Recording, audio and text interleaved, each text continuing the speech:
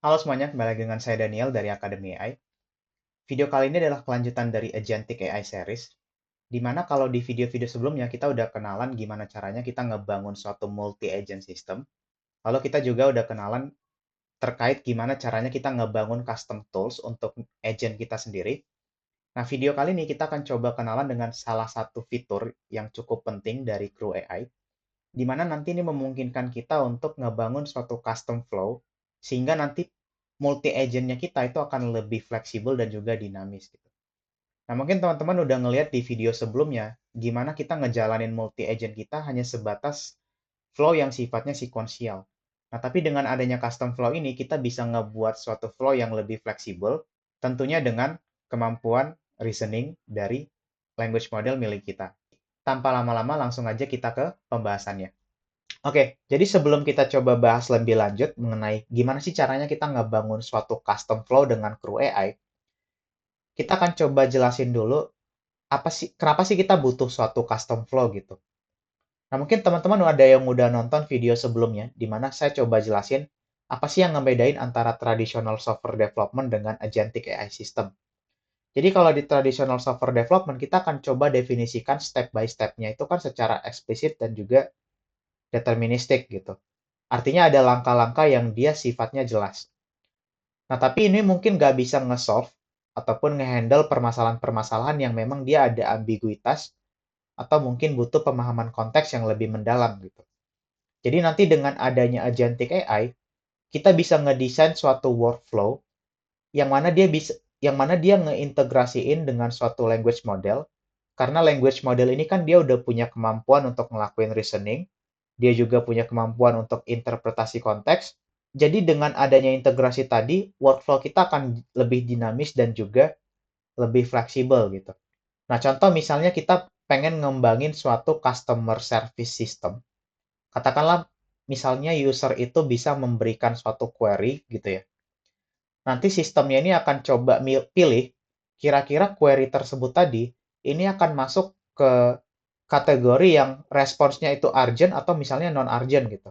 Nah, kalau misalnya responsnya itu urgent, dia akan langsung di-handle oleh customer service. Kalau misalnya dia non-urgent, dia akan coba masukin dulu ke suatu email antriannya gitu ya. Nah, kalau misalnya kita pakai traditional software development, yang mana ini mungkin bisa dilakukan, tapi mungkin kita akan coba lihat dari keyword-keyword ataupun hal-hal yang sifatnya deterministik tadi ya. Nah, dengan adanya integrasi dengan language model, contohnya di kasus agentic AI ini, kita bisa dengan ngelakuin routing, kira-kira itu masuk ke respons yang urgent ataupun non-urgent dengan bantuan capability dari si language model tadi gitu. Nah, nanti untuk cara kita ngelakuin routing ataupun mungkin nanti ada conditional flow, kita akan coba pelajarin di video kali ini. Jadi kurang lebih akan ada 3 hal yang saya coba bahas di video kali ini. Yang pertama adalah basic flow, lalu yang kedua adalah state, lalu yang ketiga adalah conditional flow.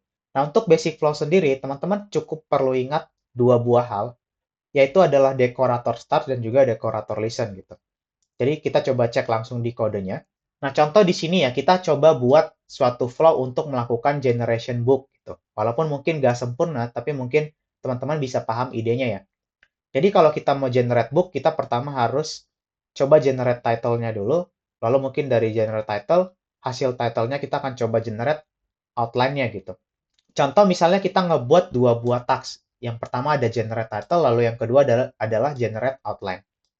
Nah, untuk generate title, kita akan berikan suatu dekorator start, yang artinya adalah ketika flow ini dijalankan, generate title ini adalah entry point dari flow ini. Artinya, generate title ini adalah yang pertama kali untuk dieksekusi. Lalu yang kedua adalah generate outline. Lalu kita belikan suatu dekorator listen yang mana dia akan mendengar suatu method ataupun function namanya generate title. Artinya adalah generate outline ini akan dijalankan apabila function ataupun task dari generate title itu berhasil dilakukan gitu. Nah, jadi kalau kita coba jalanin bentuknya seperti ini ya. Nah, untuk setiap custom flow, karena dia mengextend sebuah flow, jadi sebenarnya setiap flow tadi, setiap custom flow, sebenarnya kita udah punya yang namanya state gitu. Nah, kita bisa coba akses state dari si flow-nya tadi dengan cara seperti ini. Nah, di mana sebenarnya kita bisa ngelakuin kustomisasi dari state tersebut ya. Nah, untuk state sendiri, sebenarnya akan ada dua buah tipe. Yang pertama adalah unstructured state, lalu yang kedua adalah structured state. Nah, nanti mungkin kita akan coba bahas satu persatu ya, mulai dari unstructured state. Misalnya kita pengen ngebuat suatu custom flow lagi namanya task management flow gitu. Di mana kita bisa ngelakuin generate suatu task, lalu kita bisa mulai suatu task, lalu kita bisa cek apakah task tersebut komplit apa tidak gitu misalnya. Nah, untuk generate task, artinya task ini adalah task yang pertama kali harus dijalankan ketika flow ini dimulai gitu. Karena kita memberikan suatu dekorator start. Contoh misalnya kita bisa akses ataupun kita bisa modifikasi step dengan cara seperti ini ya. Kita berikan suatu state task, lalu kita berikan suatu status namanya pending karena dia baru dimulai. Lalu ketika dia udah dijalanin, kita berikan suatu status, kita ubah statusnya menjadi in progress. Lalu kalau misalnya tasknya sudah selesai, kita berikan suatu status, kita modifikasi statusnya menjadi complete. Jadi kurang lebih seperti itu cara kita nanti memodifikasi ataupun menambahkan suatu field ke sebuah unstructured state gitu. Yang mana sebenarnya unstructured state ini sesederhana adalah state bawaan dari custom flow-nya kita. Lalu gimana dengan structure state gitu? Nah, untuk structure state-nya sendiri, kita akan definisiin terlebih dahulu skema dari structure state-nya kita. Karena tadi kita coba punya dua field gitu ya. Yang pertama adalah task, lalu yang kedua adalah status. Kita coba buat suatu skema dari state, yaitu kita namakan task state, dengan dua field yaitu task dan juga status ya. Nah, kita coba. Lalu untuk mendefinisikan custom state-nya ataupun misalnya structure state, kita bisa lakukan dengan cara seperti ini. Jadi ketika kita membuat suatu custom flow, yang mana si custom flow ini akan mengextend sebuah class flow, kita definisikan suatu type hint, task state, artinya ini adalah flow ini itu akan menggunakan suatu state yang dia tipenya adalah task state gitu. Jadi ini adalah skema yang akan digunakan oleh sebuah flow gitu ya. Jadi kalau misalnya kita mau coba akses, karena sekarang bentuknya udah bukan dictionary lagi, tapi adalah dalam bentuk base model, kita nggak bisa lagi mengaksesnya dengan cara seperti ini gitu. Tapi kita bisa lakukan aksesnya dengan cara melakukan operasi dot seperti ini. Jadi kita bisa ngelakuin akses ataupun suatu mutasi dari sebuah field pada suatu state dengan cara seperti ini. Nah, jadi kalau misalnya kita coba jalanin, kurang lebih nanti bentuknya akan sama seperti yang sebelumnya ya. Tapi ada satu hal yang teman-teman perlu ketahui gitu ya. Kalau misalnya kita coba memodifikasi suatu state yang dia tidak didefinisikan pada skemanya, jadi misalnya kita coba akses suatu state, kita coba modifikasi suatu state pada field prioritas gitu ya, kita akan mendapatkan sebuah error gitu. Nah, ini berbeda dengan sifat yang sebelumnya ya. Jadi kalau misalnya kita coba buat, katakanlah, kita coba misalnya seperti ini. Nah, ini nggak akan error. Kenapa? Karena sifatnya unstructured gitu. Berbeda dengan sifatnya yang structure, yang mana dia udah ada definisi jelasnya gitu. Sesuai dengan skemanya.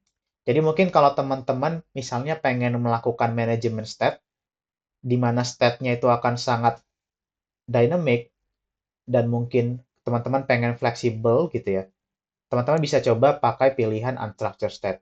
Tapi kalau teman-teman pengen coba misalnya suatu state yang dia mungkin lebih mudah untuk divalidasi dan nanti lebih mudah untuk dilakukan debugging, sehingga mencegah misalnya kayak runtime error, teman-teman bisa pakai state yang sifatnya structure. Lalu yang ketiga, kita akan coba bahas mengenai flow control gitu ya. Gimana sih caranya tadi kalau misalnya di kasus sebelumnya ya, kita akan mendefinisikan suatu sistem yang mana dia bisa ngelakuin routing, kira-kira query tersebut akan masuk ke suatu urgent response atau non-urgent response gitu. Nah, artinya kan di sini harus ada suatu logic yang dia bisa ngelakuin routing tadi gitu. Nah, inilah yang akan kita bahas pada topik flow control ini ya. Jadi untuk flow control sendiri, teman-teman lagi-lagi cukup mengingat 3 buah hal. Mungkin ini yang paling basicnya. Jadi 3 hal itu adalah bagaimana kita ngelakuin suatu logic OR, logic AND, dan juga logic router gitu ya. Jadi contoh misalnya kita untuk logic OR, kita bisa menggunakan, memanfaatkan suatu metode ini ya, kurang lebih OR, seperti ini. Jadi artinya adalah function ini atau task ini itu akan dijalankan kalau misalnya setidaknya salah satu dari task-task tersebut itu berhasil dilakukan gitu. Jadi kalau misalnya kita coba jalanin, kurang lebih bentuknya seperti ini ya, gitu. Karena kedua task ini itu diberikan suatu dekorator start, artinya kedua task ini akan dijalankan secara simultan di awal gitu ya. Nah, karena memang di sini nggak ada logiknya, jadi ini pasti akan berhasil gitu. Akan berhasil. Nah, karena salah satu dan dua-duanya ini berhasil, artinya log request ini berhasil untuk dijalankan karena tadi ada logic OR-nya gitu. Nah, lalu untuk logic AND, nanti teman-teman bisa lakukan hal yang sama dengan cara mengganti nama functionnya menjadi AND. Tapi kurang lebih idenya adalah seperti ini ya. Jadi task final step itu akan dijalankan kalau misalnya setiap step yang didefinisikan di sini pada listen-nya itu berhasil semuanya gitu. Atau semuanya berhasil dijalankan. Kalau tadi misalnya di OR, kondisinya hanya perlu setidaknya satu. Kalau di sini itu perlu semua kondisi terpenuhi gitu ya. Gitu. Jadi kalau misalnya kita coba jalanin, kurang lebih seperti ini. Lalu yang ketiga adalah router flow. Jadi mungkin untuk memahami kita coba langsung ke kasusnya aja. Bayangin kita misalnya pengen ngebuat suatu ticket management flow gitu. Yang mana ticket management flow ini akan menggunakan suatu structure state yang sebelumnya kita udah definisikan di sini, di mana state ini itu akan punya field yang namanya prioritas gitu. Nah, jadi kita akan punya 3 buah task, di mana setiap flow ini dijalankan, dia akan menjalankan suatu task yang namanya classify ticket.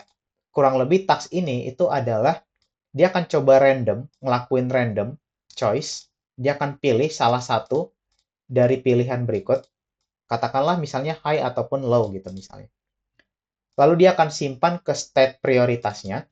Nah, setelah task classify ticket ini berhasil dijalankan, lalu proses akan dilanjutkan oleh task route ticket, di mana route ticket ini adalah sebuah router yang dia akan mendengar ataupun dia akan melisten suatu classify ticket, task classify ticket, yang mana isinya adalah sesederhana, kalau misalnya prioritasnya itu high, dia akan mereturn suatu string, mungkin dalam kasus ini yang sederhana adalah string direct support gitu misalnya.